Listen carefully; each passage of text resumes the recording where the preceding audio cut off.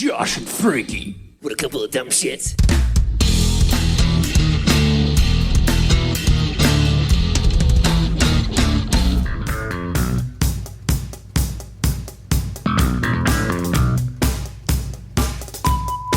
Hello, Primates! You found Primus Tracks. Congratulations. There are so many ways to find Primus Tracks, but you found the best one. We're at Primus Tracks on Instagram and a bunch of other places. PrimusTracksPod@gmail.com is the email address. There's a Facebook group appropriately titled Primus Tracks. I am Josh. Amy. The mysterious voice you heard belongs to none other than the man with the elastic voice. He's creeping up on Mel Blanc. He's got so many distinctive voices. It's Frankie Verestein. Hey, Josh. Welcome back, Frankie. Your Bobcock is coming along. It is. We're talking about Panthom Patriot today. It's track 6 on your Of Wales and Woe disc. Brought in a guy, Frankie, who, I don't know if he does a lot of funny voices, but he can certainly draw a lot of voicings out of that bass guitar of his. It's one of our favorites. Matt Hunter, welcome back to Primus Tracks. Hey, Matt. Hi, guys. Always a pleasure to be here. Thanks for having me. Oh, man alive. We've got quite a slab for you today. Looking forward to talking to you about Panthom Patriot. I just want to start by saying in about 2002 or so, on my college campus, they made a huge to-do about Phantom Planet performing on campus. And it was some tie-in with Pepsi, so we were seeing these ads all over campus, flyers and what have you, emails and everything. And it became a running joke. So my buddy and I were just running around, and if we would punctuate a lot of what we had to say with, as well as Phantom Planet. And we said that 2,000 times, and then Of Wales and Woe came out a number of years later. We were yelling Phantom Planet as opposed to Panthom Patriot. That's that story. It's not great, but every once in a while I still yell, Phantom Planet! Well, before we talk about Phantom Patriot, or Panthom Patriot, we should talk about, we have some miscellaneous debris. I said the wrong thing. Frankie, there's a lot going on in the Primus world. What's happening? So we got a new song, which we had previously mentioned. Little Lord Fentanyl. Is it fentanyl? Little Lord Fentanyl is... Fentanyl, yes. The studio track has dropped, and I must say that I really, really enjoyed it. We should go into detail during our emergency fentanyl podcast, but for now, I'll just say that I think it's quite an earworm. So Little Lord Fentanyl is the new Primus track. By the time you hear this episode, it'll be out there for everybody on the YouTubes. Let's reserve commentary on it until our emergency fentanyl episode, as you called it, because it popped up as we had this one scheduled. So, Matt, if you haven't heard it yet, no fault of yours, but I know you'll make it a priority. I'm definitely going to check it out right after this. Right on. We'll hurry it along then. In addition to Little Lord Fentanyl making its way into our ears, John Hoffman is announced to be on the cover of the next issue of Modern Drummer magazine. What a meteoric rise for that humble young man from Shreveport, Louisiana. Well earned. Well earned indeed. Looking forward to that. I believe there's a feature on the Drum Derby as well in that issue. Yeah. And another episode dropped today. It was very nice because they acknowledged some of the people that submitted videos during the audition process. And they shed spotlight on some very talented people. That's a great point, Frankie. To me, that was the honorable mention episode where they wanted to give some praise to people who just missed the cut. The guy from Brazil is crazy. Demetrius is cool. I really wish he could have made it to California to audition. Yeah. He would have been a blast. So, yeah, a couple dozen excellent candidates. And as Larry said in the episode, it's really hard to whittle it down to 10 or so. So those folks certainly deserve some recognition for their auditions and their talent. Spoiler alert, if you haven't seen it yet, you can scrub forward about a minute. At the end of this episode is a preview, I think, of the final episode, because we got just a titch of Hoffman and Gergu playing Southbound Pachyderm with Les and Larry. Really looking forward to what comes next in that series. Matt, I just realized you could not scrub forward 1 minute, so I spoiled the end of the episode for you.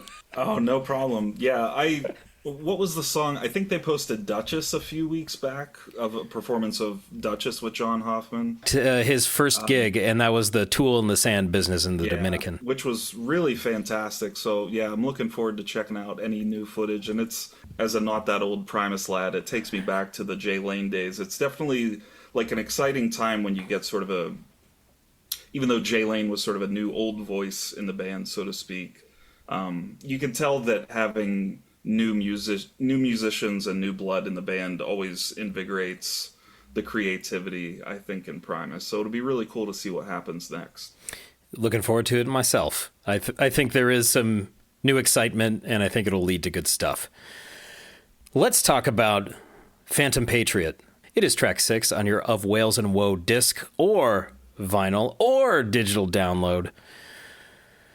It checks in at 4 minutes and 1 second. Once again, why can't you just make it 4 minutes flat? Come on, guys.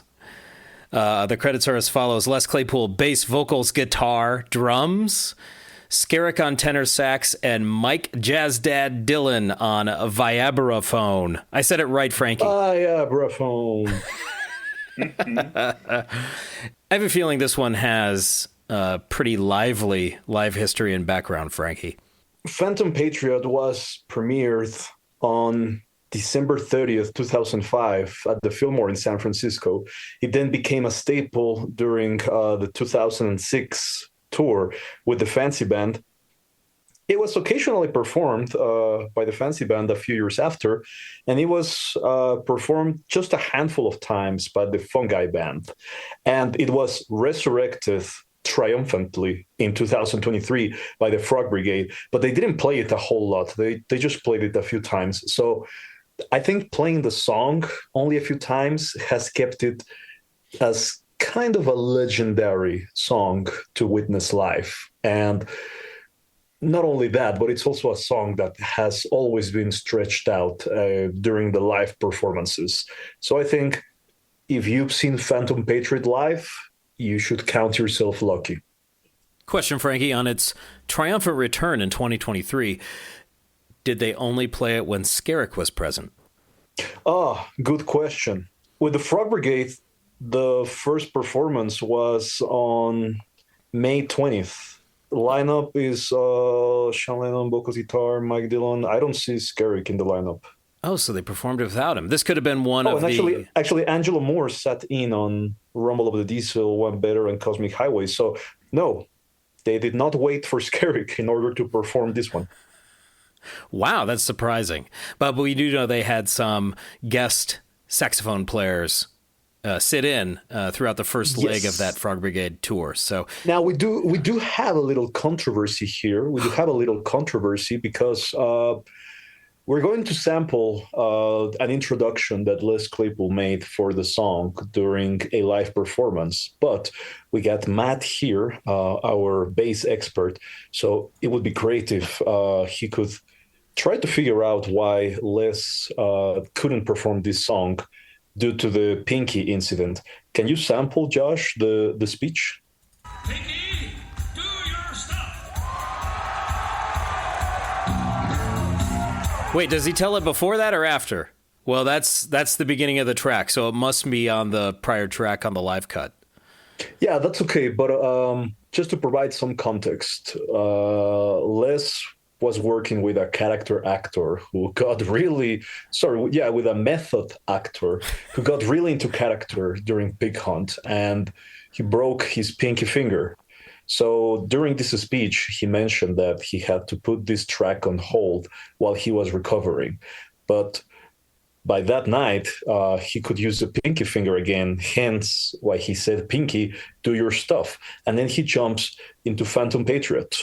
Can you clear this up for us, Matt? I've been thinking about this. The best that I can gather is, when we talk about the bass for this track, it's got a very flamenco style thing going on the right hand, the thumping and plucking hand. Maybe it's a tendon thing, maybe... I think you can move these three fingers pretty independently of the pinky. I don't know, maybe if he had it in a cast, maybe the cast was bumping into the strings and getting in the way. I'm really not sure, because really a lot of the notes with the left hand side of the neck here are pretty much in one location.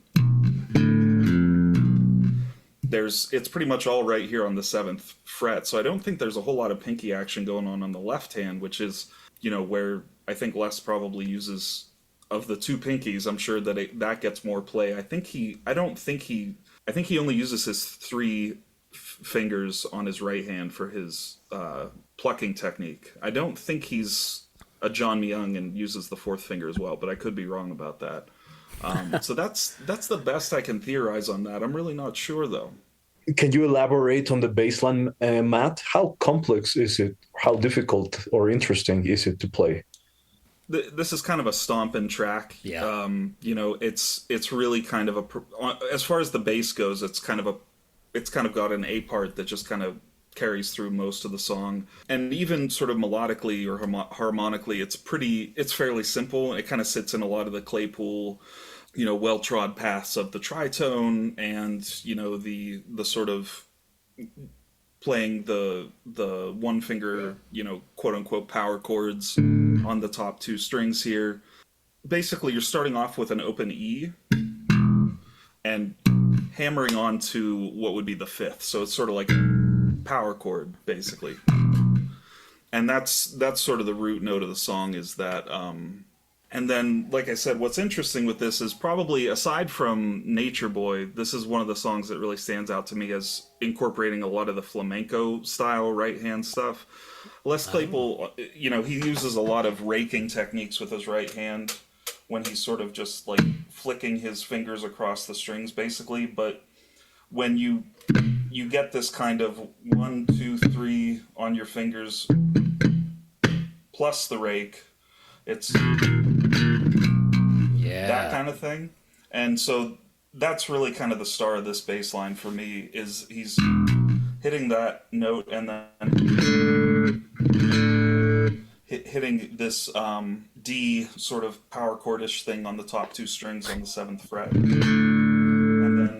And then he's sort of hammering on the tritone for that B that I mentioned earlier, that root note.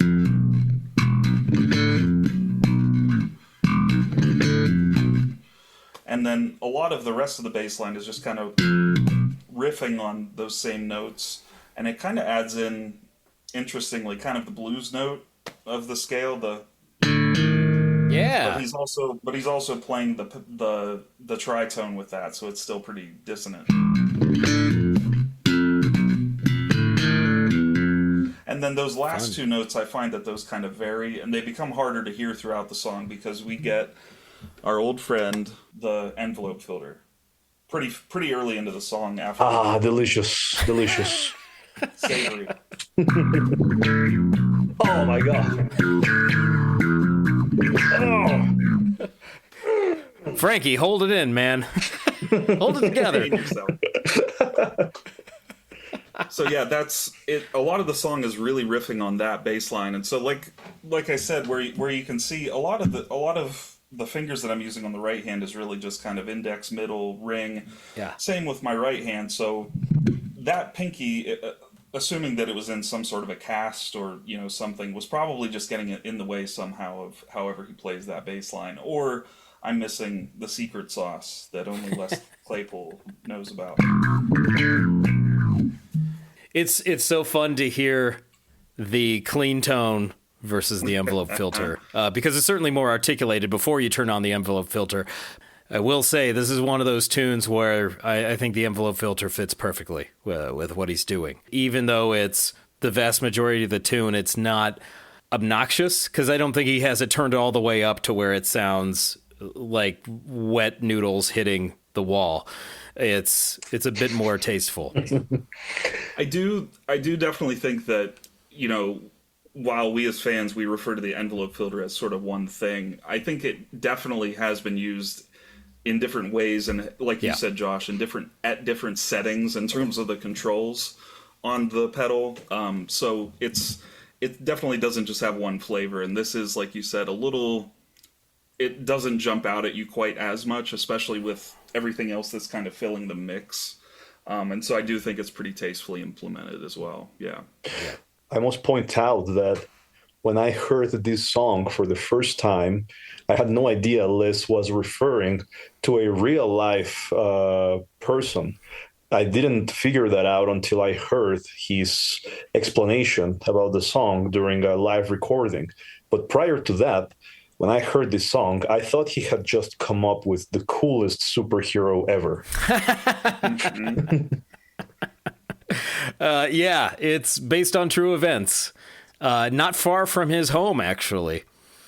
So it would have been on his local news station and in local papers. The incident to which he's referring, which was 2002, if I recall correctly. So he must have had this in his notebook for a while, this idea about this guy. Yeah, the Panthom Patriot. I'm not familiar with this story. Oh, yeah, we should definitely talk about it when we get to the lyrics. A few things I want to point out with the tune itself. I just want to play the first 30 seconds or so because it is emblematic of the tune. Matt, you noted that, especially with the drums and bass, what we get in the first 30 seconds is more or less what we get the whole way. We do get that catchy chorus of Panthom Patriot, or the Panthom Patriot, which is a lot of fun to sing. That's a bit of an earworm in and of itself. And I think that catchy nature of that, Frankie, you said the word superhero. The way he sings it, it does sound like he is introducing some kind of caped crusader or some kind of hero. The kind that you see on the cereal boxes. Yes, it just has that cartoon hero quality to it. And it's great because he works in some vocal layering. There's a great falsetto on that. The sax calls back to it after that iteration, which is a lot of fun. So there's that flair to it. The first 30 seconds kind of gives you what you're going to get, but that pulsing drum beat immediately hooked me in 2006 when I first picked up this record. Yes, sir.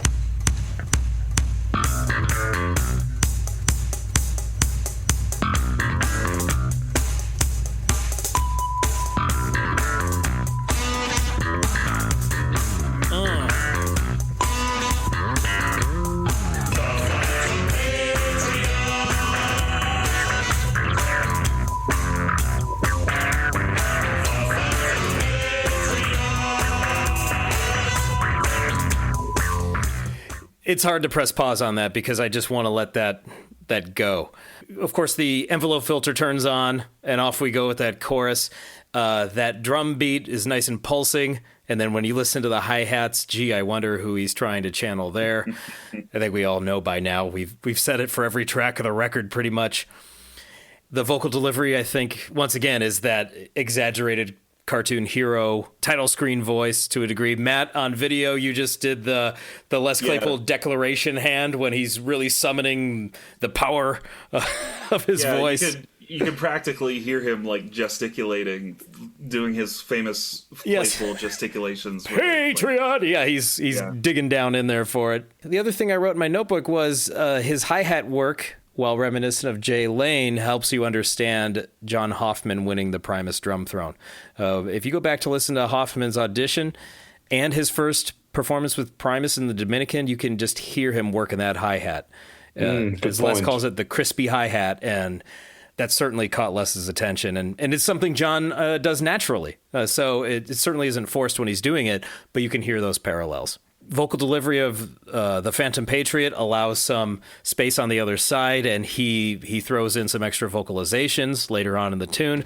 And as we've discussed numerous times in the life of this podcast, Les's bass line allows a lot of open space for those improvisations and pieces of flair for him to work in. And a lot of those are kind of textbook Claypool, with sliding up and down the neck and like sliding up and doing that thump and pluck and back down, and you hear the slides as he goes back to the first position or the position where he is delivering the main lick, essentially.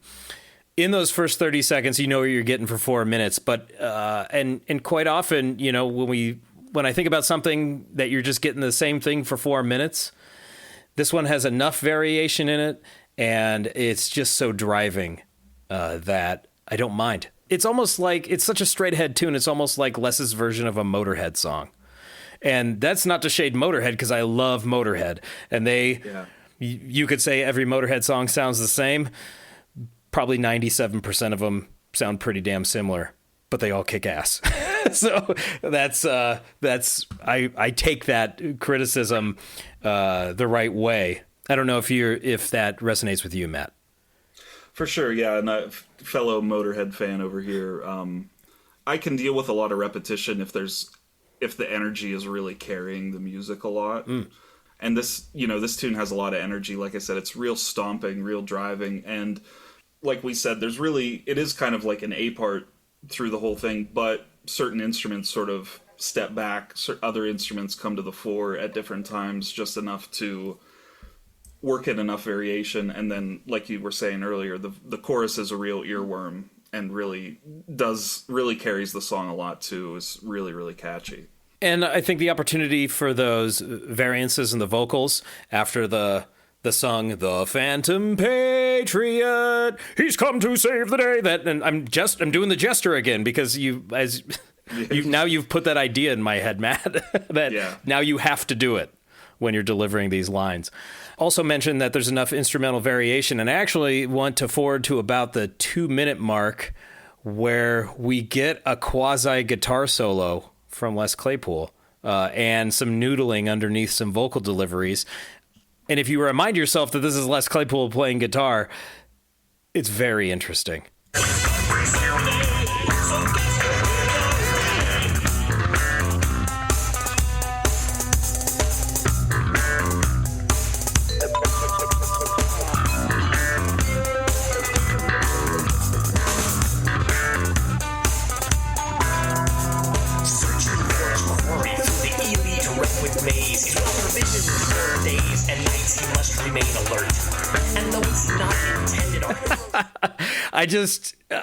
I just hear him playing that on the bass as well, high up on the neck. That it just sounds like him playing guitar. It's very funny to me. With the way the notes he's choosing and the way he's kind of bending the notes, it sounds like he's almost trying to channel a little bit of Gabby in there to me. Oh, interesting. And actually, frankly, I never knew that was guitar, or I never consciously recognized that as guitar when I've listened to this song before. I almost just my brain must have just slotted Gabby right in there. Oh, so interesting. But that is really cool. I can't think of many other examples of Les Claypool playing guitar on any of his recordings. Can you? The most notable examples of him playing guitar are here, as well as on One Better, his acoustic guitar on Running the Gauntlet. Good point. Those stand out to me. When he's playing guitar, he still sounds like Les Claypool. For sure. Which stands to reason, of course, but it's still pretty entertaining to hear him. Because, of course, he always mentions, when I was a kid, guitar sounded wimpy, and I liked the big bass strings, and also nobody else wanted to play bass. So that's how I got in. So to hear him play guitar is always entertaining. And so when he was playing the double neck on the Rush tour, and he was marveling that he was playing with a pick in a live setting for the first time in his life, and it was really satisfying to flick the pick out into the audience after the song was over. He got a little thrill out of playing guitar as opposed to bass guitar in a live setting too. The other thing I noticed from that little clip is just how locked in the drums and the bass are, and of course that becomes more heightened. As you said, there's much more noise going on, and so deciphering all of those fills, I would not challenge you to do that and share them all with us, because there's so many of them on the bass, but there's just so much room for improvisation, as we've discussed ad nauseum. But everything just kind of heightens up. He's starting to hit more crash cymbals on the drums. The bass is doing more and more acrobatic stuff. It just seems like things get louder, and it crescendos towards this saxophone solo in the last minute that I certainly want to highlight, because Scarrick.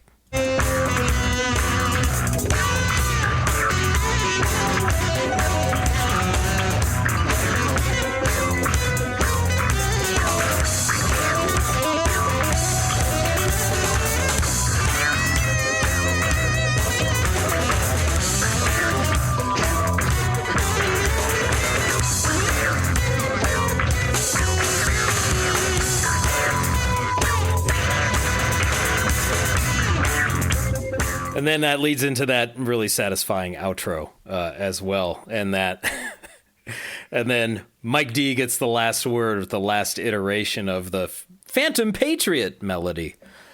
It's certainly crescendo. He does a couple fun little drum fills there near the end too. So Les is really showing off his multi-instrumental talent. And so this is one, Frankie, you mentioned this earlier, they would stretch it out.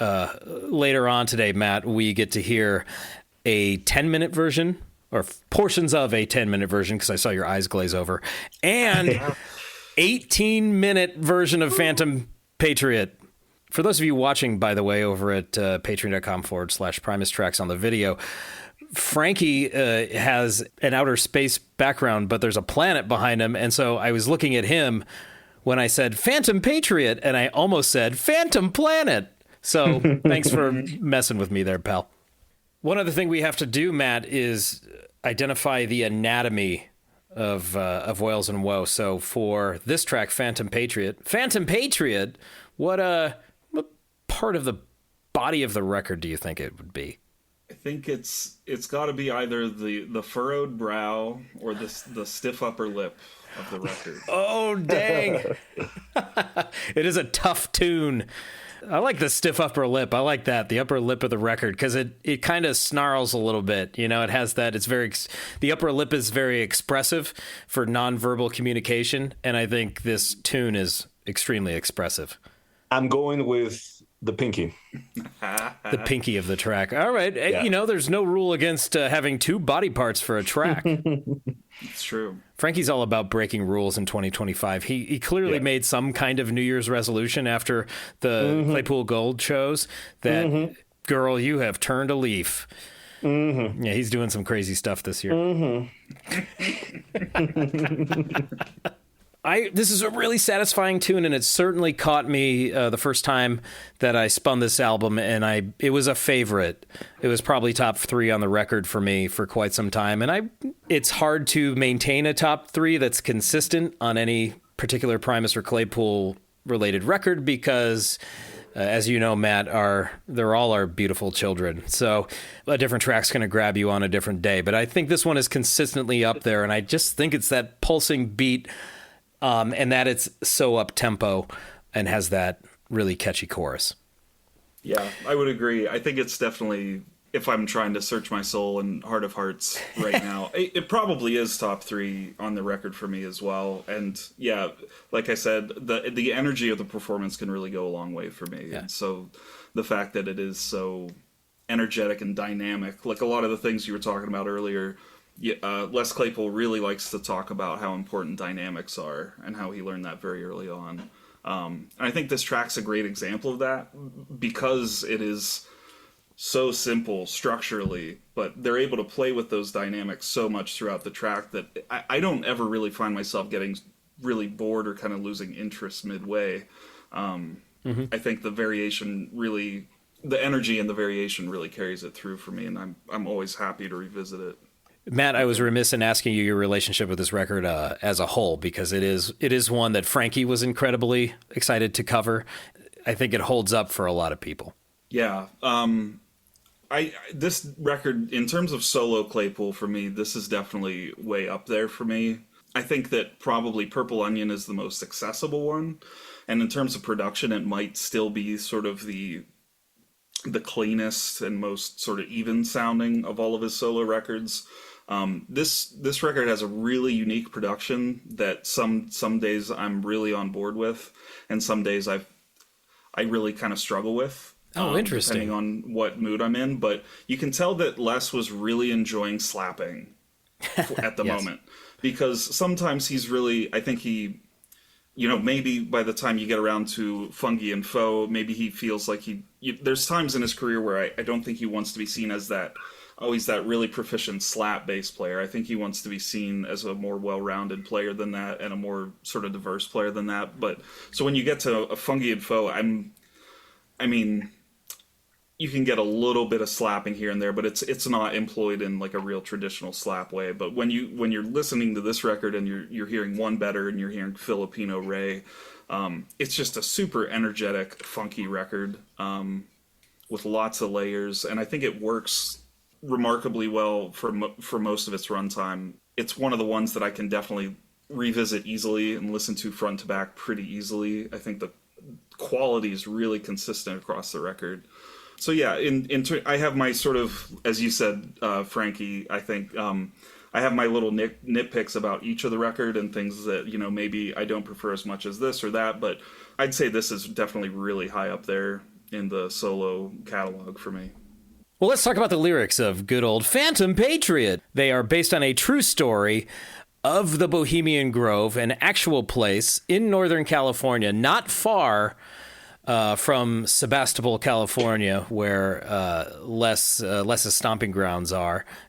So if you continue on up Route 116 to the north and then to the west, you will find yourself in the Redwoods, and buried in there, not too far off of Route 116, is the Bohemian Grove. And it has quite a colorful history. Frankie, did you read up on it too? Yes. Let us have it. But can you elaborate for us, please? It was actually started in the late 1870s as a gentleman's club, and it was called the Bohemian Club. And they would get together once a year in the summertime just to have a big old bash. And it actually started as a goodbye party for an actor, I think, who was moving away. They have a party for the guy. He moves away, but everybody who's still there had such a good time, they hold the party again the next year without him, and then it becomes an annual tradition.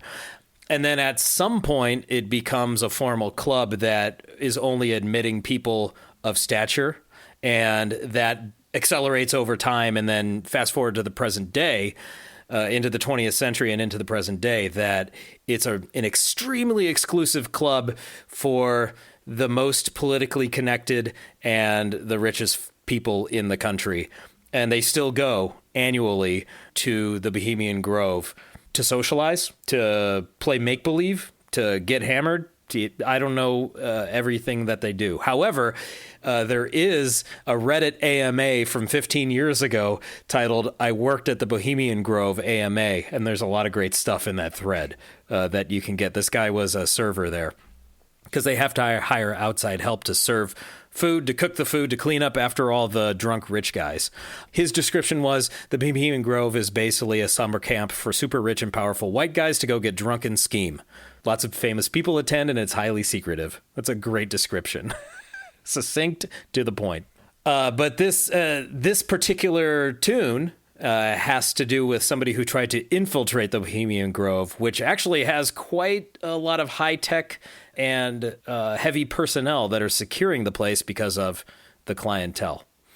The way that Les describes his attire in the song makes him sound slightly humorous. But if you look at a photograph of the real-life Panthom Patriot, that looks really scary.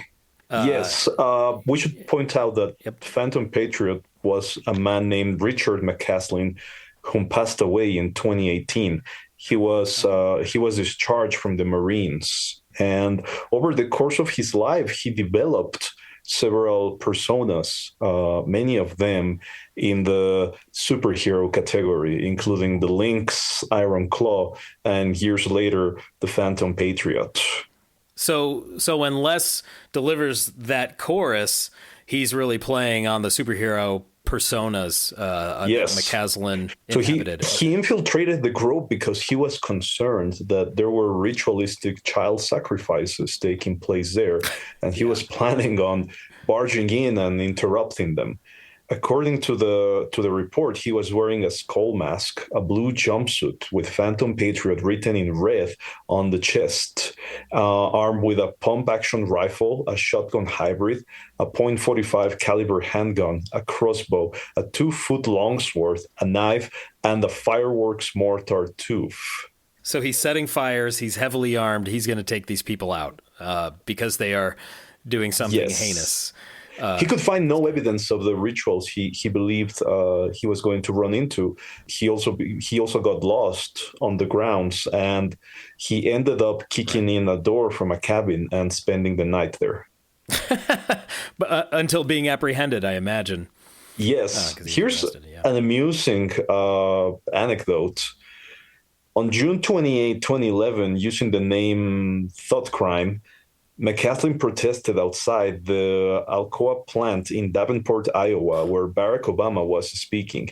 He accused Obama, as well as the Bushes and the Clintons, of being blue bloods, which is codename for reptilian human hybrids. He was a reptilian believer? A That's lizard right. people believer? Oh, right. McCaslin. That is, first of all, Davenport, Iowa is my hometown, and it's where I saw my first Primus show. So that rang a bell. But he was a lizard people believer, and he also believed that there were child sacrifices at the Bohemian Grove. So, he was quite the outsider. Very interesting person to pick for a song. He was buying into some real fringe stuff, man. Yeah, and I do wonder what he thought about the song. That would have been really interesting if somebody had asked him for his opinion. I imagine somebody would have showed it to him while he was still alive. Yeah, and I wonder what his reaction might have been. Well, Les doesn't really come across as judgmental in this tune about McCaslin. He describes the weaponry. He's just narrating. I mean, yeah. It also sounds like he's kind of endeared with the character because he says, "Our hero soon is apprehended." So there's no judgment. It sounds like Les is just narrating from a neutral perspective. Yeah, there could be a bit of tongue-in-cheek interpreted through the delivery of the Panthom Patriot, and that he's coming to save the day because he found nothing there, indicative of what he thought he was going to find, and the fact that he is imagining himself a hero. At the same time, he is largely just telling this tale of McCaslin at the Bohemian Grove. By the way, the child sacrifice thing, do you know where he probably got that idea? Where? Our old friend Alex Jones, who actually took a camera crew to the Bohemian Grove looking for that same thing a couple years prior to McCaslin showing up. Really? Yeah, I think I remember watching that video too, and not being convinced, by the way. See, I always got a bit of a Sergeant Pilcher vibe from the delivery of the lyrics for this, you know what I mean?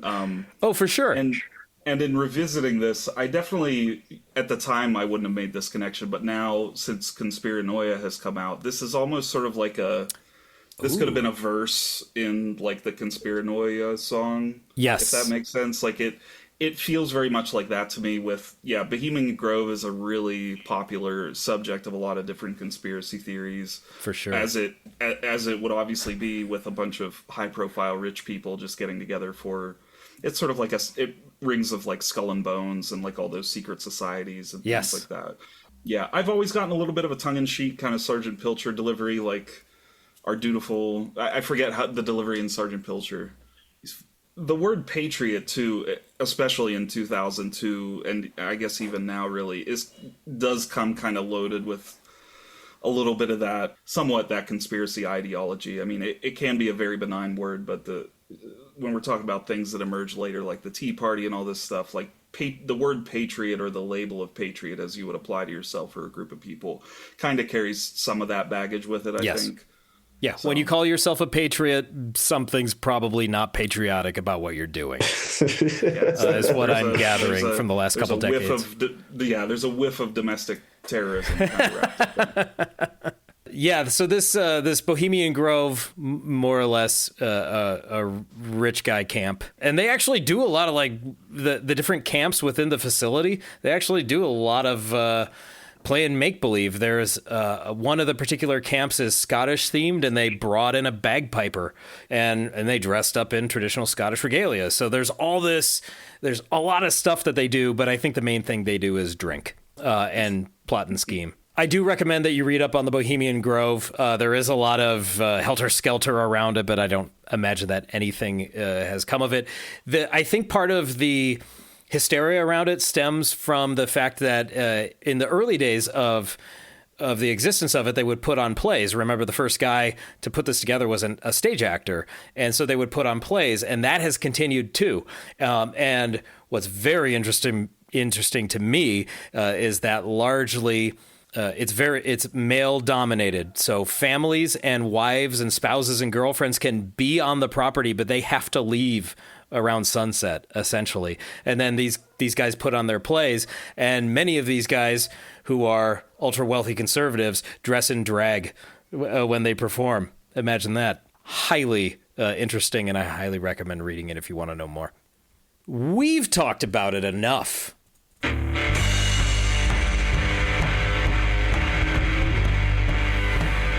It's time for Primate's Takes. If you want your takes read right here on the podcast, all you have to do is go to patreon.com/Primus Tracks. The universal constant over there is I post a thread about the track up for discussion, and you post your thoughts. I'll read them right here. Usually, I post the thread well ahead of time. This time, I aired. So we only have a couple of Primates Takes this time. Let's thank Anthony and Brian for being on top of things. Here's their takes regarding Panthom Patriot. Anthony Del Preet, go Bills, says, Ski Rackington total destruction. Badass. Can't disagree with that. And I should provide some context for these couple of comments, which I asked the question, what resonates with you on this one? So Anthony Del Preet mentioned Ski Rackington. Brian Bergy Frankie says, when the envelope filter is used for evil. Thanks, Brian. Would you categorize this as an evil envelope filter? That's a very good question. Maybe it's just subtle enough to sneak its way in. Maybe it's a sneaky, slithery kind of evil. Oh, it's the Panthom Patriot of envelope filter usages then, 100%. sneaking into the Bohemian Grove. Gotcha. Well, thank you guys for your takes. I apologize to the other Primatrons. Get them in. I'll read them as miscellaneous debris next episode. And now it's time for Frankie's favorite segment of the show. Live cuts. A jam vehicle. Live cuts. The jam vehicle. Live cuts. What's going on here? We have 2 live cuts today, as I mentioned earlier. One over 10 minutes, the other over 18 minutes. Now, Frankie, have you listened to that entire 18-minute Panthom Patriot numerous times? Multiple times. You are a true patriot. You're a special man. You're a true Primus Patriot. Actually, so yes, because of the Primus Patriot, you should have the same belt logo as our friend McCaslin. Imagine somebody showing up to a VIP Q&A cosplaying as a Panthom Patriot and just standing there, not saying anything. I'm sure he would be quickly removed from the premises, but he would certainly leave an impression on everybody. All right, our first live cut is the 10-minute version. This is from Frankie's Of Wales and Woe live sessions box set. Therefore, it doesn't have any metadata for date or location. Please direct all complaints to @FrankieBerstein on Instagram. Let's hear Gabby Lala on this one. You mentioned, Matt, that you were always clocking Gabby on the studio version. You get to hear her on the live cut here.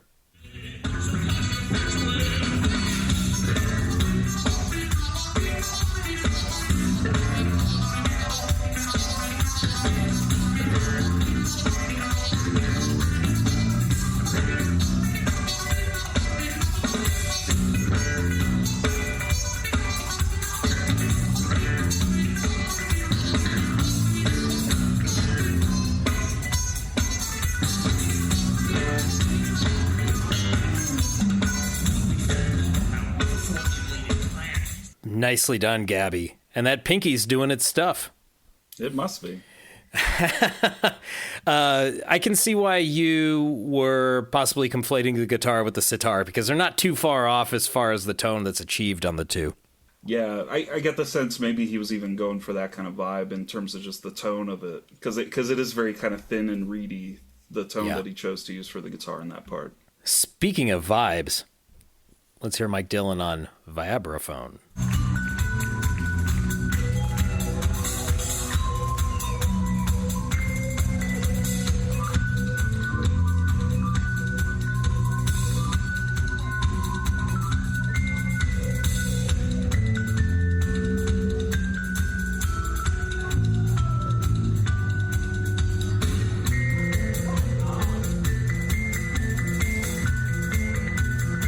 Ooh, I like this.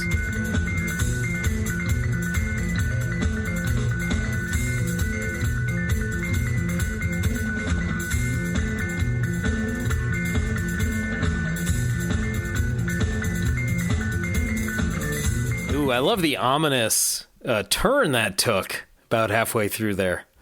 That was tasty. That was a lot of fun. And of course, Mike always brings it. Oh, man, he's the best. I love that guy. And not to be outdone, though, let's give the man with the pinky a bass solo.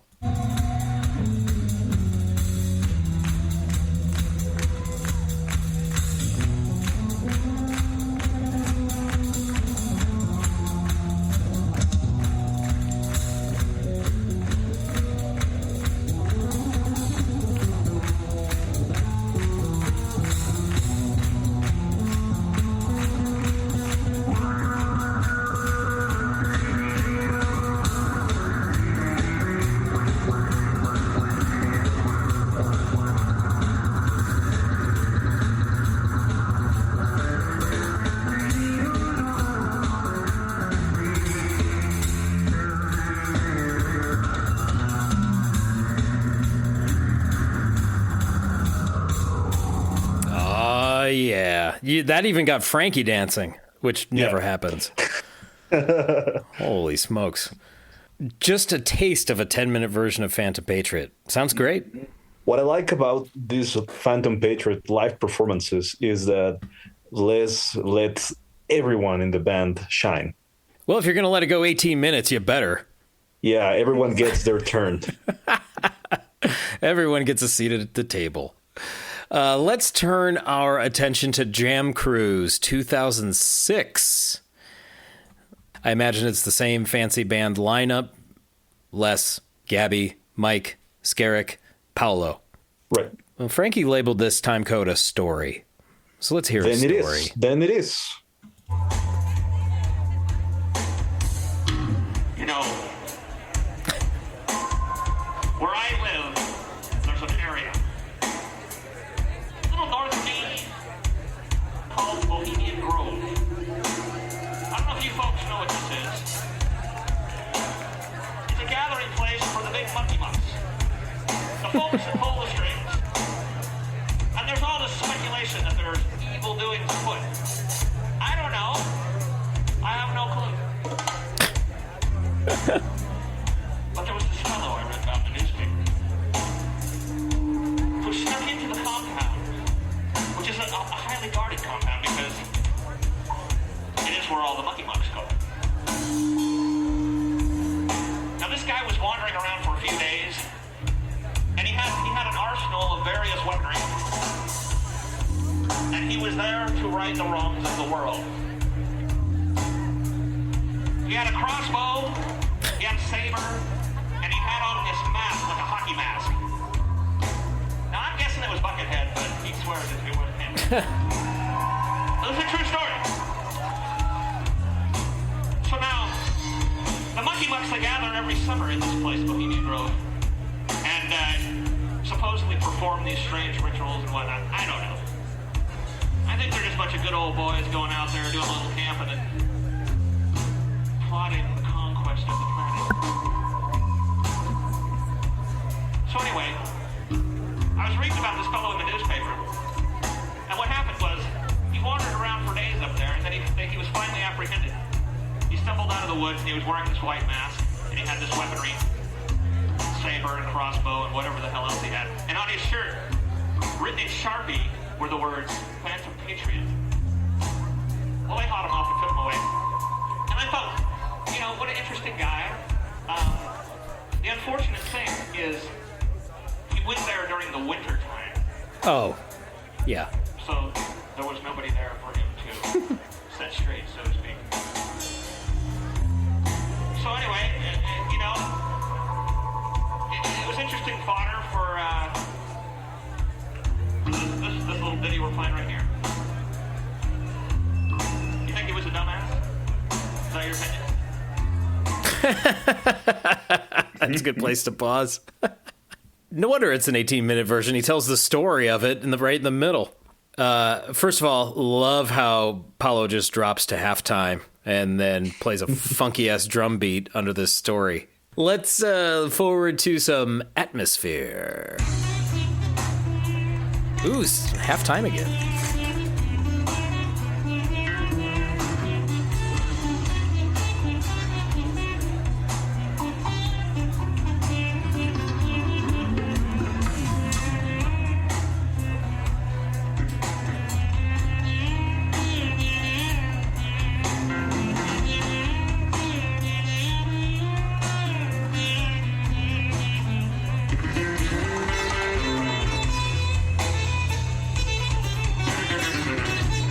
yeah.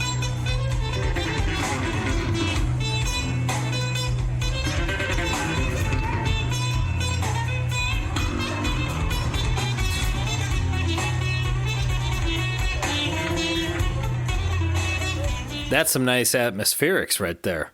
You liking what you're hearing, Matt? I am. When you go halftime and you give a lot of space for the other instruments to do their thing, it's... And with such a... I mean, the Fancy Band, I think, was just such a strong lineup. And anytime Skerrick's involved, I think he just makes everything better. So I'm here for it. Let's close out this live cut with a build-up towards the ultimate finish.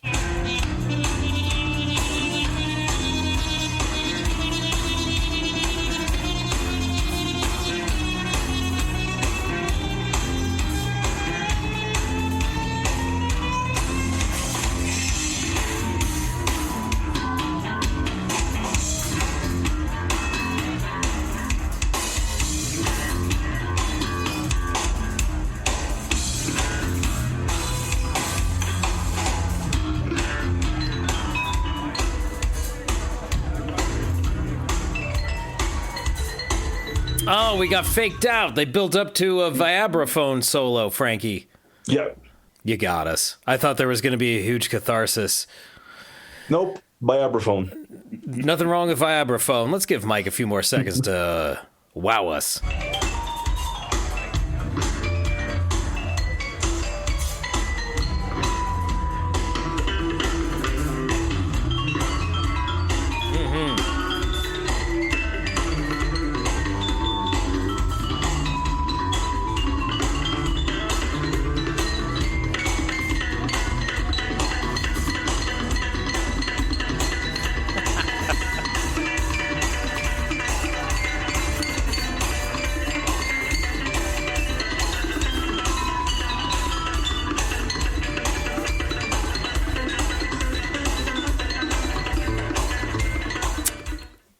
I would take an 18-minute Panthom Patriot any day of the week at this point. Well, thank you for those live cuts, Frankie. They are excellent. Kind of listening to that track, well, to that sample, made me fantasize that I was on the Jam Cruise. Someday you will be, Frankie. We'll be there one day, yeah. One day. With our shorts and sandals. Our live podcasting gear. Exactly. And we'll be vibing to Greasy D with Les Claypool and some bastard jazz. Well, I should say this. Panthom Patriot, we're the heroes today because you've been tracked. Next time, Frankie, we're going to talk about a track that for years I thought was dedicated to me. Really? I'm an Iowan gal. You were corn fifth? Oh, I got some stories for you in that regard. Matt Hunter, thank you so much for helping us with Panthom Patriot or Panthom Patriot. Matt is at Ham of Truth 86 on the Instagrams. Lots of pedals, lots of basses, lots of cool stuff. Thanks again, pal. Always a pleasure. Primates, primatrons, people of Earth, thank you all so much for listening. There are not reptilians out there, and I don't think there are ritual sacrifices at the Bohemian Grove. But you never know where they might pop up. This sounds like an oblique endorsement to commit crimes. Don't do that. Might happen in a pizza shop. That's yeah. Don't. Pizzagate wasn't real either. Don't do these things. Don't bust into places that aren't yours, looking for shit. Be cool. Every now and then, Josh, since New Year's Eve, I'll just be out and about doing my random errands, and your voice will pop into my head when you said, "Chemtrails are real. Chemtrails are real, yo." That's just the start. Yeah. You're on a path now, Frankie. Oh, we better get out of here before we accidentally recruit more people to this cause. Later days. Willie Mays.